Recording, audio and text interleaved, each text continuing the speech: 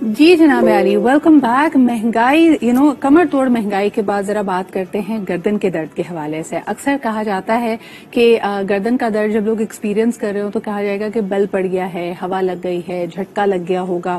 پہلا کا جو کلپریٹ ہم اپنے ارد گرد ڈھونڈنے کی کوشش کرتے ہیں وہ ہمارا تکیہ ہوتا ہے کہ شاید تکیے پہ غلط اینگل سے سو گئے تھے، یا اگر بزرگوں کی گھر میں بات سنیں ضرور ٹھنڈا گرم کیا ہوگا، نہانے کے بعد بغیر بالوں کو سکھائے آپ سو گئے ہوں گے، پنکھے کی ہوا لگ گئی ہوگی، ایکسیٹرا ایٹسیٹرا.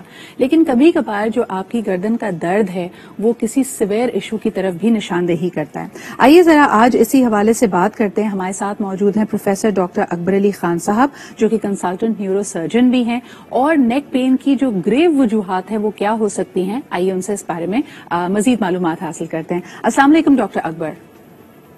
وعلیکم السلام سدرا.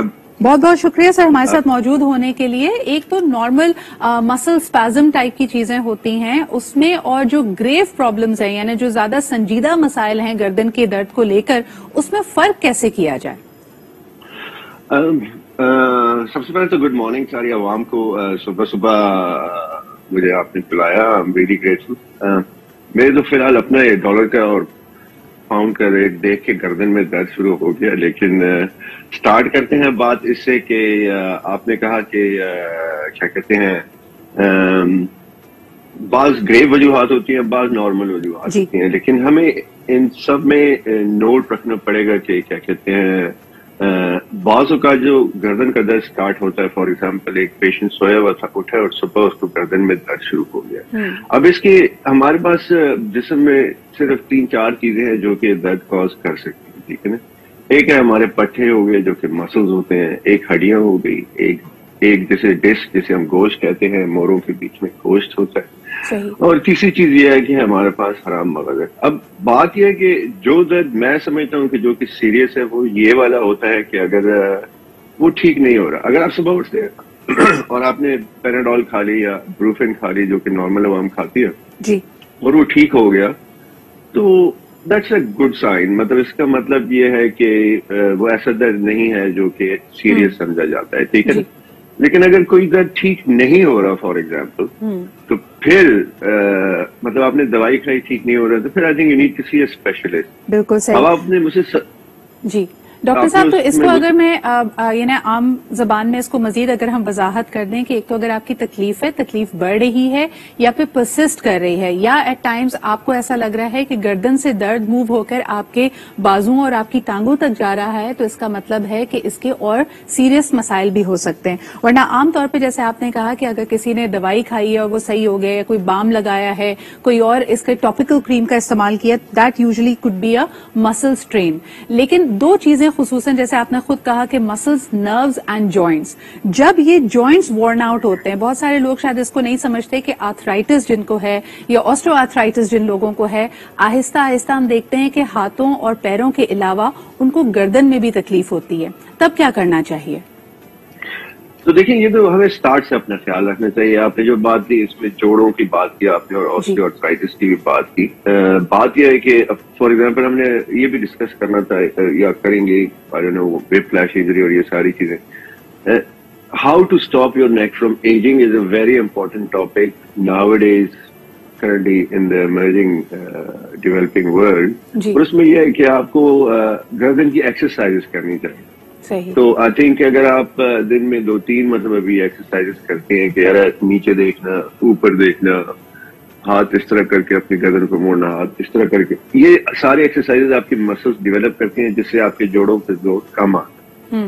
اور مجھ سے کوئی پوچھتا ہے جیسے آپ کا مطلب نیز ہو گئی، گوڑے جو ہے، اگر یہ بھی آسٹریو آرتھرائٹس کے شکار ہوتے ہیں، لیکن نی تو آپ بدل سکتے ہیں. صحیح.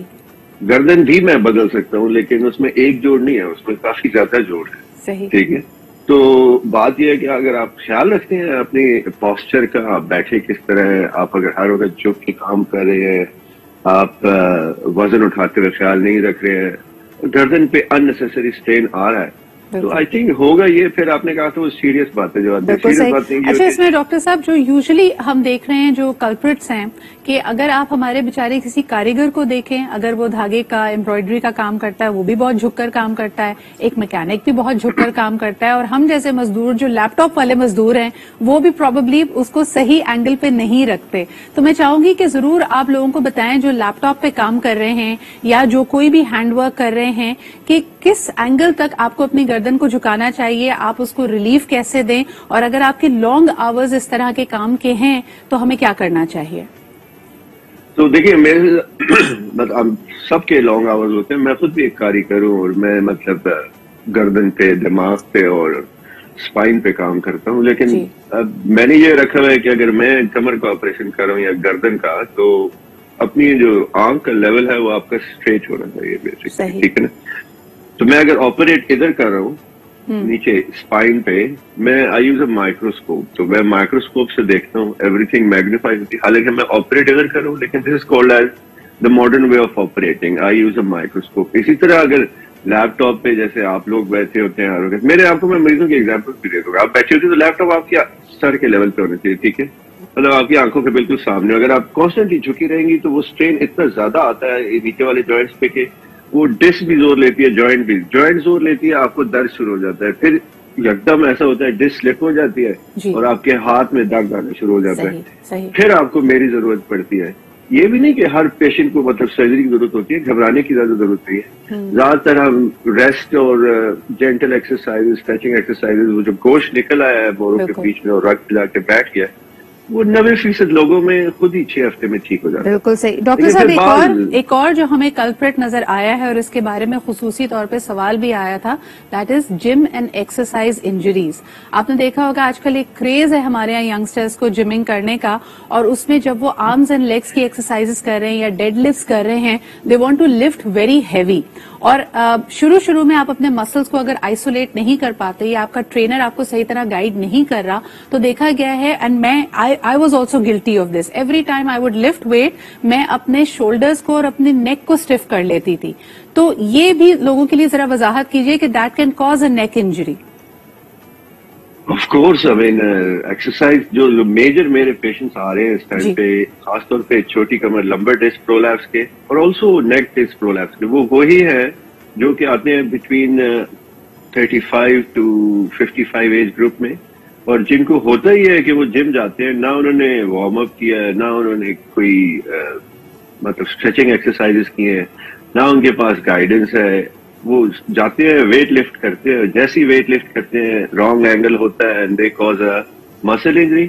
And in very serious cases I have had few patients recently actually جن کی مجھے گردن کی ڈسک ریپلیس کرنی پڑی کیونکہ وہ بالکل جا کے آرام مغز سے بیٹھی تھی.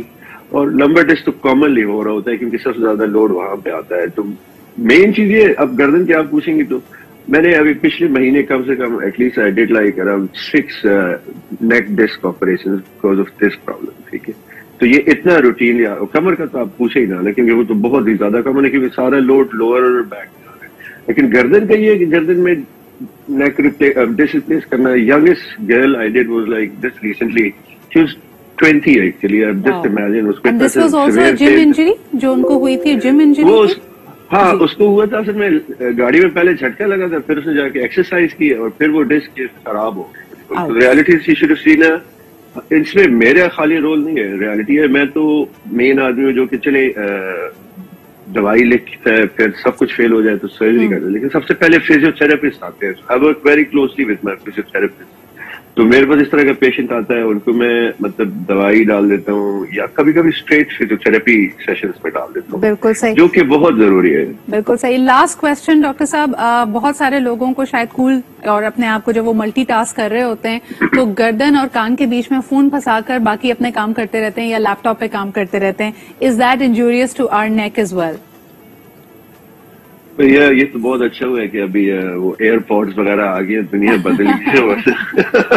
तो बहुत बहुत शुक्रिया डॉक्टर साहब हमारे साथ मौजूद होने के लिए। प्लीज एयरपोर्ट्स में आप लोग इन्वेस्ट करें, ये अपने लिए खतरनाक काम ना करें, ब्रेक्स ऑफन लिया करें और अपना पोस्चर दुरुस्त रखें। And I think these habits are formed at a young age. अगर छोटे बच्चों को आप देखें वो बहुत ज्यादा झुक कर काम कर रहे हैं, लेट कर देख रहे हैं। हमें बचपन में बड़ा डराया करती थी अम्मी कि अगर तुम लेट के किताब पढ़ोगी तो नजर और कमजोर हो जाएगी। तो I think things like that stay with you and good posture is always welcome. It keeps you young and it keeps you healthy. एक छोटा सा ब्रेक लेते हैं and we'll be right back.